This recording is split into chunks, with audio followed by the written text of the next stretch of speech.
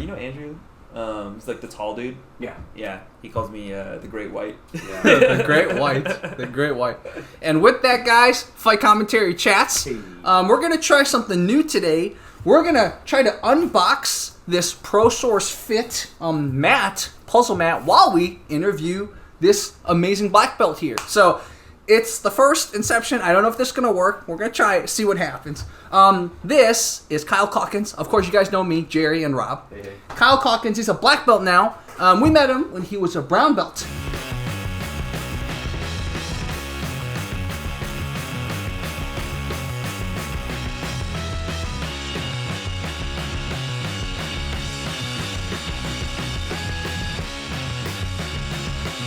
We know Kyle's had a really cool journey. He was part of Marcelo Garcia Dallas. Yeah, I've been in a lot of spots. Originally started in Houston at Elite MMA, which I think at the time I can't even remember. Pedro Alberto, I think was the association person, but it was Eric Williams and High Win. Super awesome guys. I think they're still out there doing their thing. After that, I went to college and I was in Waco and I trained. We kind of just like an internal Baylor Brazilian Jiu Jitsu club, and then Phil Cardella, who's a Helson Gracie black belt down in Austin, was kind of the coach, and he'd come up. I'd go down there and train with him a ton. So that was great, and I got my purple belts under Phil. Then I went to Dallas, and in Dallas I trained 2 spots. Trained at North Dallas MMA with JD Shelley, who's super awesome. He's like a Nova União black belt. Originally got his black belt under Ricardo Jacare, the old Jacare. And that was great with him. Then I moved down further south in Dallas because he's up in North Dallas. I trained with Rob Abels, who's a Marcelo Garcia black belt. And then, so that was there for a little while. Then I was at grad school in Richmond, trained there. Went down to Miami, was down there, trained there. Richmond, Virginia. Wow. Yeah, I trained at I think it's just Richmond Brazilian Jiu Jitsu with Eric Berto, and then Kansas City for like a couple months, and then I've been a lot of places. I know, and then this place and this place. Yeah, and then Los Angeles here. I've been training at Uprise MMA with Pete and Gustavo Gasparin, and I got my black belt under Gustavo last year. I see. Wow. Nice. Because the first time we met you, you were wearing Marcelo Garcia Dallas. Yeah. So I thought that was just where you always trained, but it looks like you've changed a lot of places. A lot of places, man. Yeah, it's been really cool. It's been a lot of exposure to different types of I was gonna say people. Like well-rounded. Yeah, a lot of. I think it's been really helpful to understand how the different schools and the different people like to teach things, what they focus on, and. It's been very much like a buffet style where I get to go and pick and choose. Like, all right, I really love this guard elements from the Helson Gracie style. And, oh, give me the black, give me the stuff from Rob and including like butterfly guard and guillotines. And then I'm gonna take the pressure passing from over here and JD. And then it's just been kind of that element. That's awesome. And it's just been a different look. I think my jiu-jitsu has evolved in ways that I feel like there's not really anything like people can bring to the table that I'm like, oh, I don't know what that is. Never seen it before. Yeah, I've seen most stuff. Like it was funny. I was kind of like a leg lock hipster, where I was like, I was doing leg locks in 2012 and 2010. And people would like complain and get really mad about it. I remember I tapped a black belt when I was a blue belt or a purple belt. With like a toe hold in a tournament, and everyone's like, "Ooh," now nobody gives a shit. Everyone's like, "Oh, that's cool. I'm sorry, now I'm supposed to." No, it's okay. You can do Yeah. Now everyone's like, "Yeah, ooh, here's the Danaher stuff," which is great. I love that systemic approach to leg locks. Yeah. Well, that's what I love about Gustavo also is that he's obviously a Fabricio Verdun black belt, but he was, like as soon as the leg lock game sort of became prominent, he jumped on it. Yeah, he's definitely one of those guys I love about him look at what other people are doing and just be like, oh, recognize that, hey, that's okay. I can learn from other different people and just be like, all right, what are they doing? What from that can I take and do I like doing? Because there's some stuff that, like, even in the Danaher system where I'm like, I understand why he does it this way. I know what that means. I prefer doing this because of X reason or this body type. Like, I think Lachlan Giles talks about that where he's like, I prefer 50-50 because of just his emphasis, what he likes to do, body type, stuff like that. Totally. I do like watching Lachlan's stuff. He's a great instructor. Great instructor, right? Super smart. And I think it's his PhD. Yeah. That's the one thing too is like people who have come through very heavy academic backgrounds I find to be very good teachers because of right? Academics have been teaching people how to learn for fucking ever. So, you know, they understand how people learn. And that's like a skill set in and of itself, right? Definitely. It's totally separate from jiu-jitsu. Just being good at jiu-jitsu.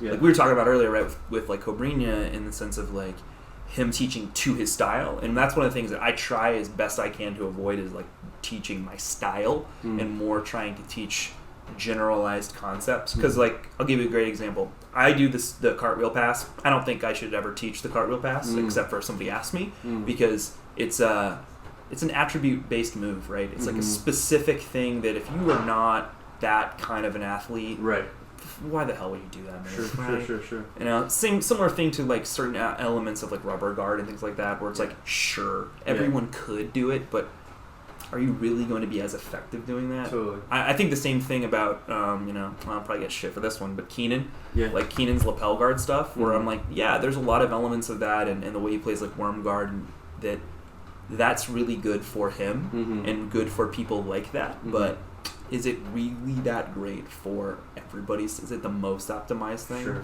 Or is it more attribute dependent to make very successful? And I think that's what you got to do as a competitor. You know, obviously, like, you know, play to your strengths and jam it down people's throat.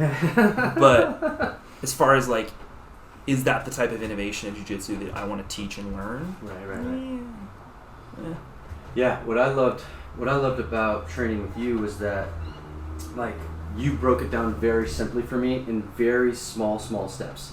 You were like, hey, just get the thigh over the elbow here, and then incrementally get it over the shoulder, you know, that type of stuff. I think a lot of like what we're talking about was from like the shelf passing video that you guys did, and that's like an emphasis on, I mentioned in there, and I probably should explain more about his staging positions. Like I love finding staging positions, which is like a word I made up.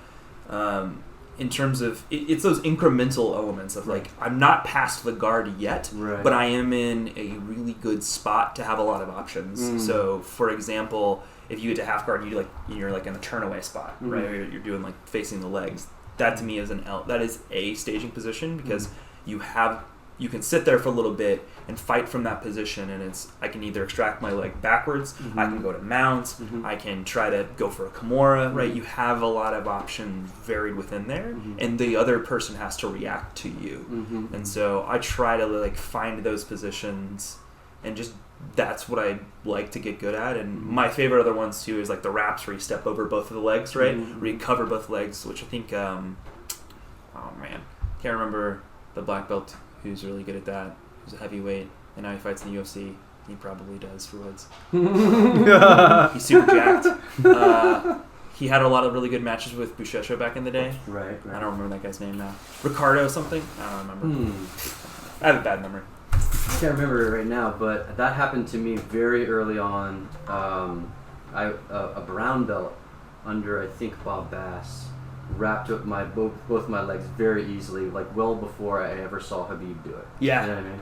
And I remember just thinking, oh, my knees are together, I can do nothing. I love Habib's style. I think one of the biggest flaws in like modern jiu-jitsu is the lack of, there's like a weird acceptance when I'm playing guard, that you know that I'm not just going to stand up and try to wrestle you. Right. I'm going to play guard. Right. And so we do, when we create habits around jiu-jitsu that aren't really applicable to MMA or fighting. Right. Where someone is like, I don't want to be on the ground. Stop me from getting up. Right. You know, and if you're good at getting up, without getting your back taken, it is fucking hard to do jiu-jitsu when someone doesn't want to stay down. Sure. And I think that is a skill set, and that is like a behavior that people. It's something you have to drill, right? It's muscle memory. So it's like in my classes, I'm always like, the opportunity to win during the positional sparring is for the bottom guy to just stand back up. Right. If he stands back up and it separates, the top guy lost. Right. It is the responsibility of the top guy to keep the other person doing jiu-jitsu. Yeah. When I remember in that brief rolling session, it was like, I definitely felt like.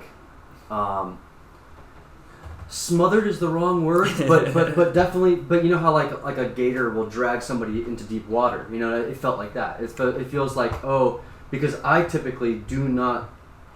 I have a very simple game from the back, from the bottom, where I know exactly what I'm going to do, and if I don't do those things to break the posture, I try to get the top position no matter what. But I remember thinking like, oh, I'm in a bad spot here where I'm probably not going to be able to regain top position. Yeah, a lot of the emphasis that I try to do is like never let you be able to even start building back to your knees. So the moment I see an elbow, like you post an elbow and you start sitting up to it, I'm looking to pick that thing out. I'm always looking to pin that shoulder flat. I like use the head pressure. Yeah. And it's just, I think of it like video game a little bit, where I'm trying to like drag your stamina bar down while my stamina bar stays just slightly ahead of it. Yep. And you got to assume that everybody else has better cardio, is stronger than you, and is faster and more explosive. Right. So if I can drag you down while I crawl up the body, it's going to make it a lot easier when I need to use energy to submit you.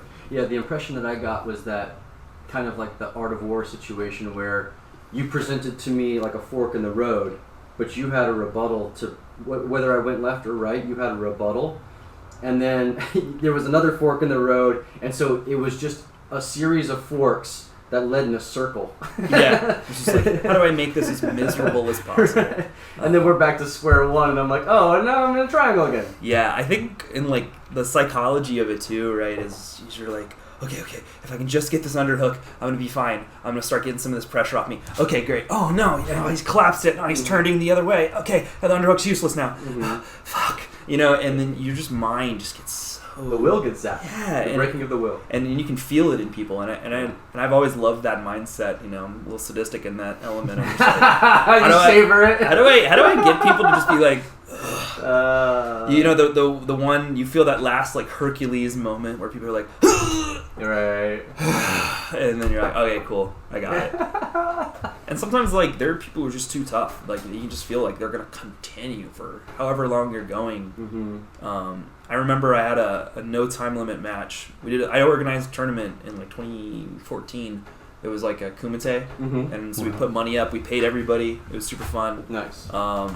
Travis something or other out of Kansas City was the dude I went with for like 25-30 minutes. And in like 110 degree Texas weather, no AC, just open. We just opened the thing in the gym, and it was just all about whose will was going to pick up first. Yeah. And man, it was so much fun. Just like trying to just never give an inch, and everybody was just going hard. And I think like that's the thing that keeps me going in jiu-jitsu. Yeah. I love figuring out how to do that. Yeah. And I've switched over the years of like what's the emphasis. Like I've left, in my opinion, gi behind. In terms of like a competitive focus, not necessarily training. I still train it because I feel like a lot of it has become, the focus is not why I started. Like I started because I wanted to get good at fighting. I didn't want to get good at a sport necessarily. And I know people will be like, "Oh, but sport prepares you." Yes and no. Athletically, but the like some of those things I was talking about, what are the habits and behaviors you're building? Right. And if one of those habits and behaviors is how do I get this lapel this way, you're going to be good at that. You're not going to be good at some of those other elements. Like what's the phrase? Can't see the forest for the trees, basically. Yeah. You're in too deep. Yeah, you're so focused on how do I win, how do I beat Rob in the academy with this thing that you're not thinking about, well, what if Rob just wants to stand the fuck up? There you go, yeah. And that's what that happened to me the other day, where I was trying to improve on one aspect, and then we switched to like wrestling, and the guy was like, "Wow, you're like way better at wrestling than that thing I was trying to do," and I was like, "Oh, I should," but it's just we get caught up, I think, trying to improve maybe these little minutia, and when there's a very basic system. A very basic system of like, try to get to the back. Sure. Try to get to the back as fast as you possibly can and try and choke them. And I think that if people would remember that, like you got to get past the legs, you got to try and get to the back.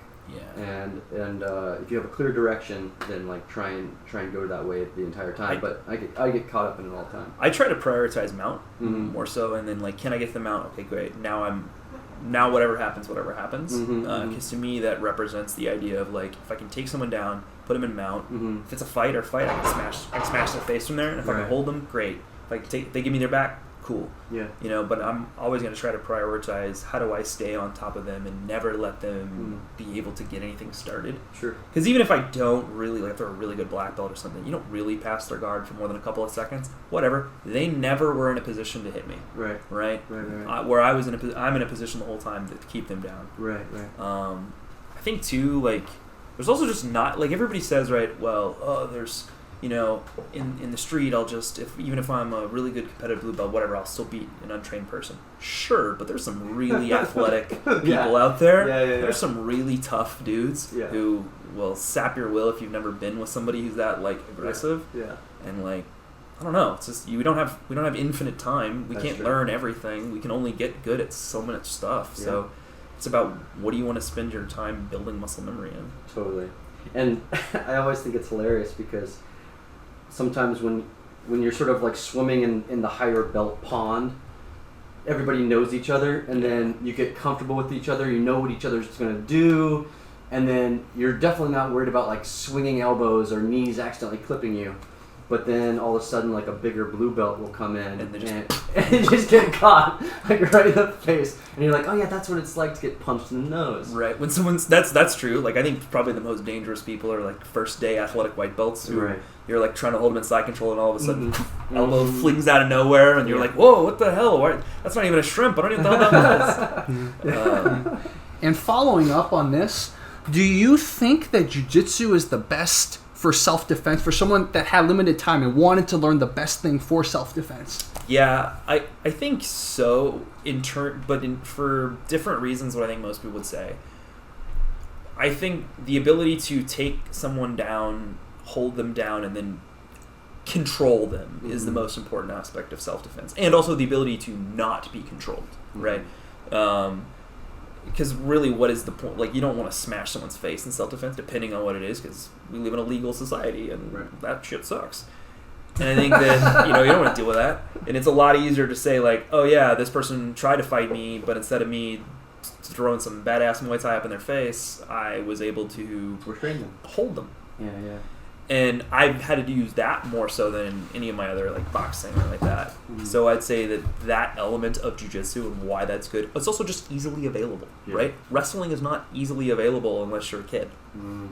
And then, judo, yes, but judo is so sportified, and like, at least in my experience in the judo gyms that I've been to, classes I've been to, that it's not as useful in that element. So I think that's why jiu-jitsu is more effective for self-defense, where if it's like, hey, I just want to learn how to protect myself, it's available, it's got the right focus, it's got the right energy, and it opens all those other avenues up. And it's also just, if you're pretty good at grappling, it's so hard. It's so easy to beat people who are not. So easy to beat people who are not. Whereas striking, everyone can get lucky with a shot, right? And some people, too, are just big, tough motherfuckers that, you can smash them with overhand right and they're still standing. But if they know what's going on, nobody can stop the guillotine. We don't know what's going on. That's what I felt like was a huge advantage for jiu-jitsu, is that I love Muay Thai and I love striking. Yeah, I love Muay Thai too. But if you have a 140-pound woman and she punches a 260-pound man, it's not going to matter. No. But if she wraps her arm around the carotids, he's going to go. Right. And the other thing, too, is, like, especially for women, it's how do they usually get attacked, right? How they usually get attacked is someone trying to abduct them or assault them or something like that. And that's where the elements of jiu-jitsu, like I said, not being controlled, being able to create distance, etc., come into play. And it's just hard. It's like really hard to control somebody who knows jiu-jitsu and doesn't want, like, if they know how to escape. It's like, how do you do that? When they don't want to play guard with you and they're just trying to get away, and you're like, no. If you don't know what you're doing, like, come on, that's gonna be so hard. I remember one time when I was being very consistent with jiu-jitsu, I finally, and looking back on it, I think he let me, but I finally got Gustavo in a reverse triangle. And I was like, I've made it! Like, this is it! From side control, like, you just, like the legs thrown up? I got him in a reverse triangle. I extended the arm. I was like, this arm bar. Like, we got this. And he didn't tap. And little by little, he just worked his way out. Yeah. I was so demoralized. Yeah. I was just like, oh man. It's almost better to just get completely smashed. Yeah. I've done that before. I've let people like get on full on rear naked chokes to be like, okay, can I get out? You know, just test myself. Yeah. And I could definitely be like, I think I was doing that the other day, and Pete, the guy who owns Uprise, was like, how did you get out of that? To somebody else, like, because he was watching me roll with, I think, like Axel or something. And I was just like, get the head, keep head fighting. Yeah. And he's just like, how are you? What the fuck? Yeah. Of course, the next day I was like, my throat hurts. That was a stupid idea to. Pete's one of those guys that's very athletic. Yeah, very strong. he's got like I don't know. It's like old man strength. He's got Greek strength. Yeah, Greek strength. I don't know what it is, but he's like sometimes like I'm like, no, how do you? And I'm like, you don't weigh more than me. Why are like why is this hard? No, he's very athletic, and he's definitely given me some problems for sure. Yeah, and he's been getting better and better too. Like I love that he has such a mindset after so long of just like, how do I get better? Right? Yeah. It's not necessarily ego. For sure. That's what I like. That's what really attracted me to like Pete's gym and like Gustavo is just the attitude. Because there's a lot of weird attitudes in martial arts. That's what I picked up with Verdum and basically Rafael dos Anjos and all those guys. Like when I saw that the champions were the guys that were cleaning the mats, and they always had a leadership mentality, but also a student mentality. They always showed up thinking, what am I going to learn today? You know, right.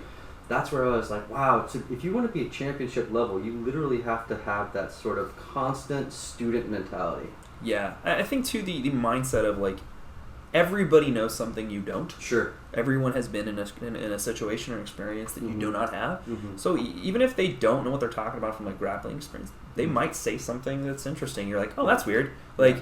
You asked a weird question that I hadn't thought about, and maybe that leads me to an answer that I should start doing that, right? Like, I've learned sometimes the most from blue belts over the years where I'm like, oh, okay, they know just enough to ask questions, but then they'll ask, like, the dumb questions, and you're like, yeah, why? So, for example, why do I need an underhook? Why do I need that far side underhook and half guard? Do I actually need it? Yeah. No, you don't. You can prioritize the near side underhook because really your objective is just to keep someone's shoulders flat. Right. Doesn't really matter how you do that. Why do I need to crossface anybody? Right. Do I need to crossface somebody? It feels like so. There was a dude who was a blue belt. I'm trying to remember his name, but it's in North Dallas MMA. He had a short torso. It's like a short torso dude. And he would go for the crossface and half guard. And, you know, inevitably, if you're going with longer torso guys and you're in half guard, that is extending you. It's creating space to get that crossface. And he was like, I always do this, and then they recover. And I was like, you know, at the time, I was like, well, no, you're doing it wrong. But then I looked at it and I was like, yeah, it makes no sense. Like, why would he have to go chase the head there? Does he have to? No. Why are we doing crossface? To keep their shoulders on the mat. What if he just has a near side underhook? Works just the same. Even better. And so now I barely crossface from half guard. I see no reason why unless I'm got a longer torso than the other person. Because it's just giving too much space. Yeah. That's the interesting thing about jiu-jitsu as well, is that like your game definitely changes depending on the body type of the person you're rolling with. Yeah. Like if I'm going with somebody who's much bigger than I am, I'm not pressure passing. I'm not trying to pressure pass because, like, basically, it makes it so easy for them to sweep me. Well, I still pressure pass some big dudes, but yeah. Well, I mean, you're much better than I am. That's fair. The point is that, like if I feel like if I'm not able to base out enough because, like, their body is basically the foundation. Like, I'm not really on the mat. I'm on them. Yeah. And they can roll themselves very easily. You know? Especially wide dudes. Yeah, wide dudes. That's what I meant. Yeah. The other types of people I think that are just like so weird to roll with are like the really fat dudes who are short and stocky and they're just like a big balloon with legs. And you're like, how do I get under the chin or control you? I just have to move around you until I can find an opening. I think that's like people with body extremes are the most difficult to roll with. Super tall, lanky guys, right? That are really flexible, and really short, strong, stocky people that are just their bodies are just different. Right. You have to adjust, and it's hard. Yeah, the butterfly guard with the lanky guys. It's the worst. Yeah, and because they're like, you know, you sweep them and they just put a knee up, and you're like, wait, their post is way the hell out there. How do I grab that? You know. But it's also cool because I think that means that jiu-jitsu then starts becoming your own because your body type determines what you get really good at and what you like. Yeah. And it's changed too, like over the years as people have like innovated techniques. Like I think my favorite innovators in the sport have been like Marcelo Garcia, Danaher. Those are probably my two favorites in terms of what they bring to the table. Yeah. Marcelo is a special dude, man. Yeah.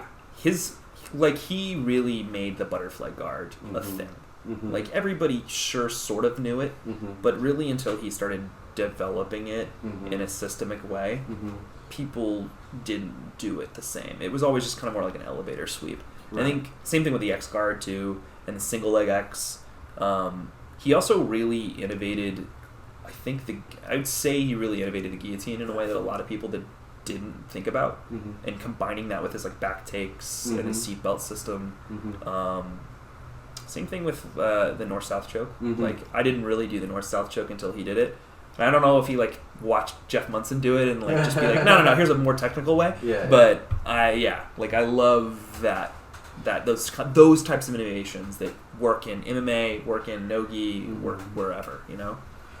Yeah, I was watching him talk about his north-south choke, and I thought it was so interesting because what it showed me was that there was such an intentionality in the shock.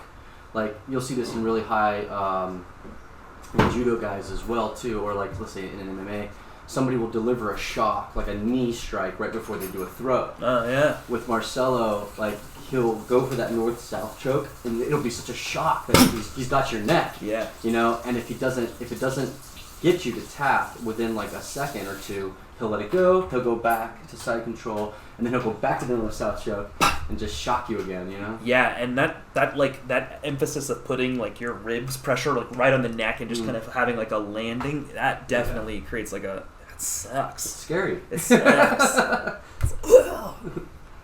But I love it. It's fun.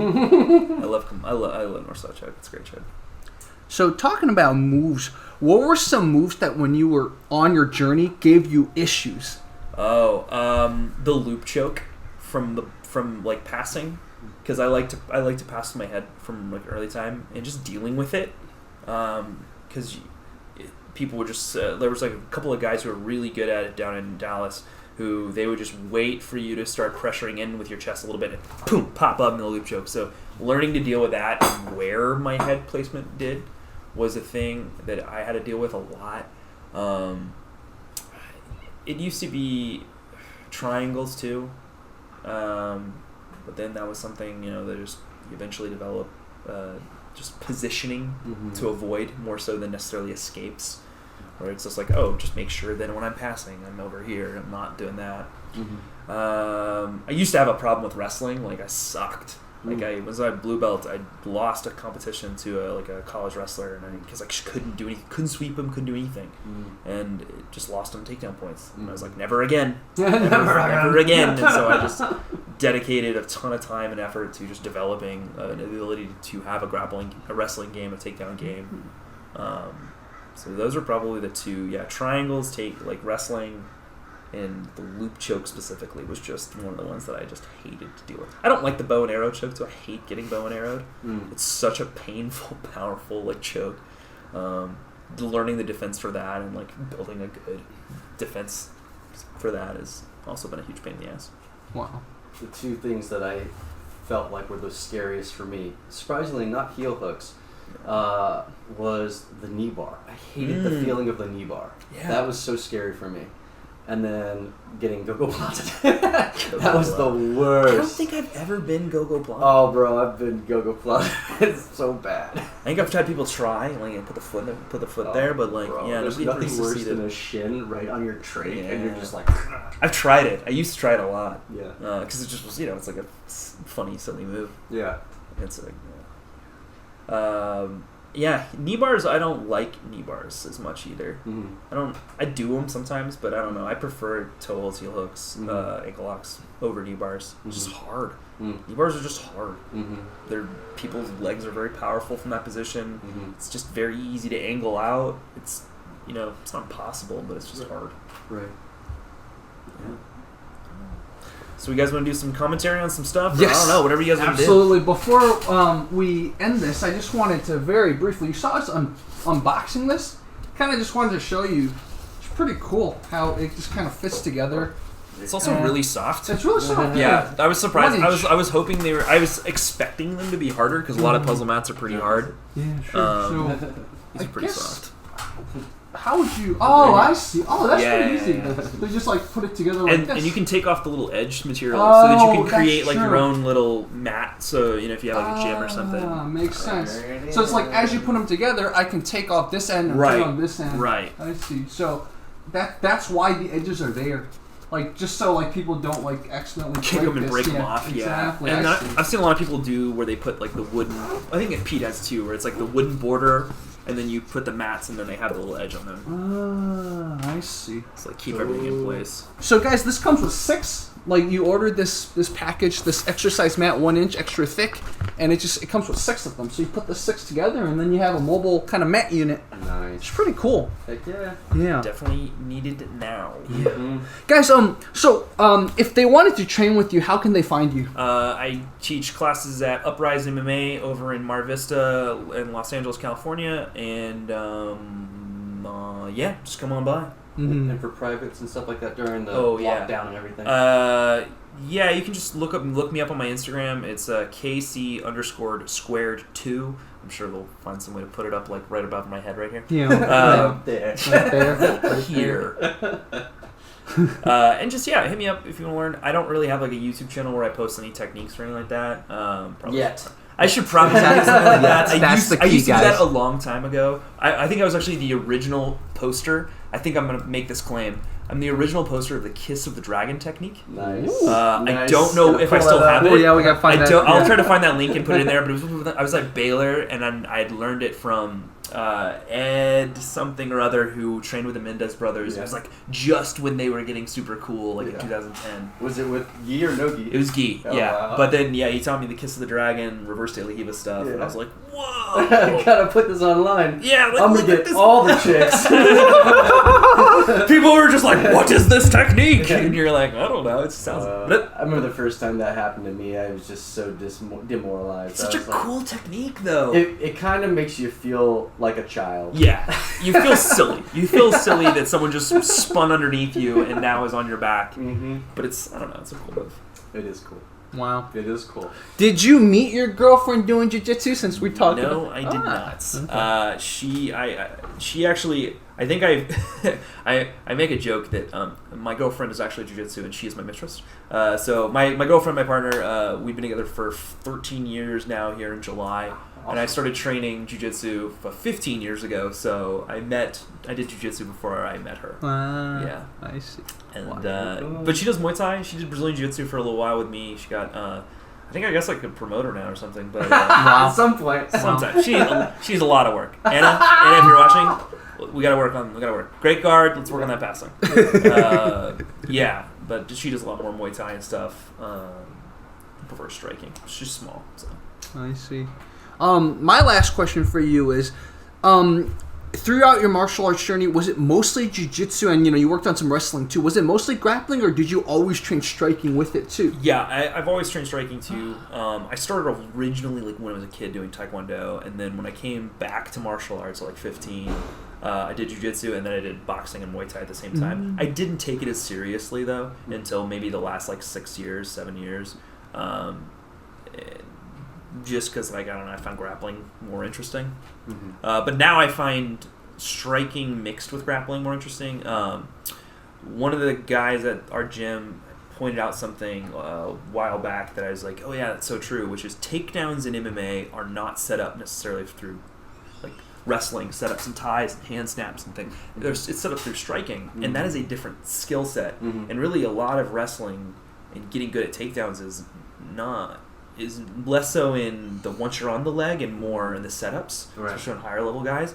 So I don't spend as much time working on like tie setups and head fakes and stuff, and more on how do I use strikes to set up like a double leg, single leg, or how do I use strikes to get to a clinch and then work from there. The combat sambo type. Yeah, like I think the shuto would be, I guess, the technically correct word for that, where it's like you use striking to combo setups or takedowns. Yeah, I always thought that was weird in wrestling, how like they would do the collar tie, and I was like, it's just, you're like right there to take an elbow. Yeah, but I mean, it makes sense when people can't do strikes, and so then therefore you will be bent over more, right? Your elbows will be in tighter, you're going to be lower, which means they needed to develop a way to enter setups, which is the most efficient is head snaps and things like that, arm drags.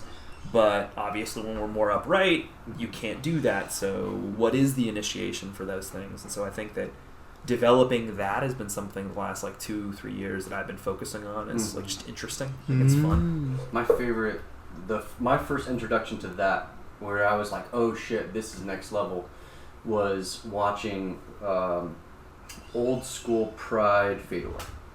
Love Old School Pride Fedor. Yeah, like if you watched him versus Nogueira, what he would come in, and even if he would overextend himself, he would go directly into a sweep, you know. Yes. And then he would come in and he would if like let's say Nogueira ducked underneath something, he would then proceed to Nogueira's back and he would suplex him. You know what I mean?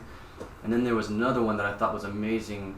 I think he was fighting Gary Coleman or something like that, and he had double whizzers, and he did a knee strike to the sternum and then threw him. Oh yeah, you showed me that. Yeah. I remember that. Yeah. And I was like, that's how you take down. It's like you always strike and then throw. Right, or you have the elements of both. I think like TJ Dillashaw right now is one of my favorite people to watch in terms of how he combines his striking with his takedowns. Right, where he'll be like, the same way that he comes in for his uppercut is the same motion he will use for his shot. So it's very hard to determine what he's doing. Right. And he'll switch stances, and then he'll use that switch stance to basically get an angle for a double leg. And that element, like GSP, I think was like the first really good guy in the UFC to combine those elements and figure it out. Because like GSP was beating NCAA champions to the takedown because he set him up with strikes, and they could not stop that initial entry. And of course he just has gotten really good at, okay, great, now once you're on the legs, how do I chain wrestle off of that?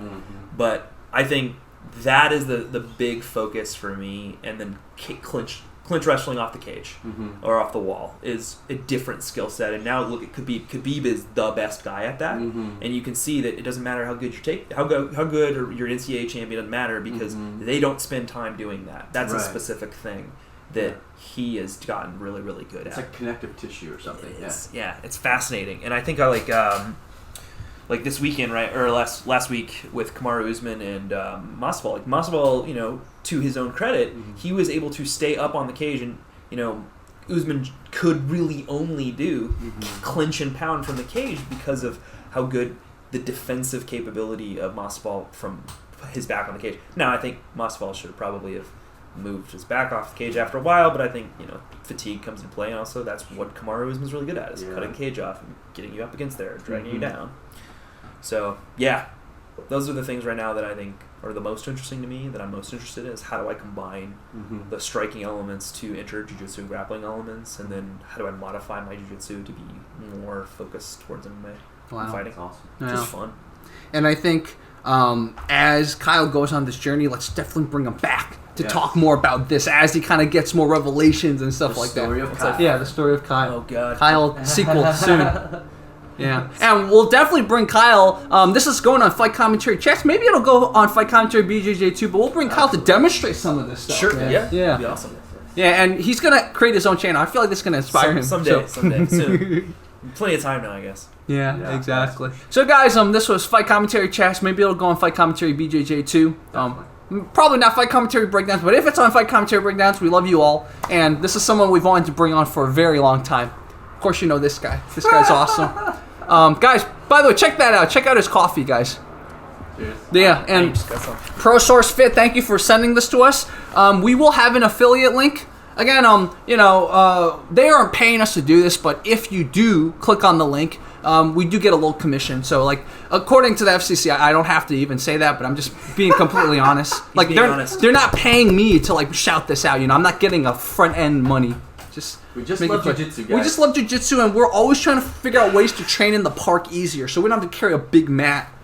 So, anyways, I think this was a success kind of unboxing and talking. So we'll do that more. If anyone wants to send us more products while we talk and unbox, always down. We can throw people too onto the mats if you guys want to. Yeah, true. Yeah, if you want to see Kyle throw me a million more times. Yeah, that video's up down too. in the description. Yeah. So if we can get a healthcare provider too to sponsor this, that would be also great exactly. for Rob. Great. Like a free year for all the people. Yeah. So guys, thank you so much, man.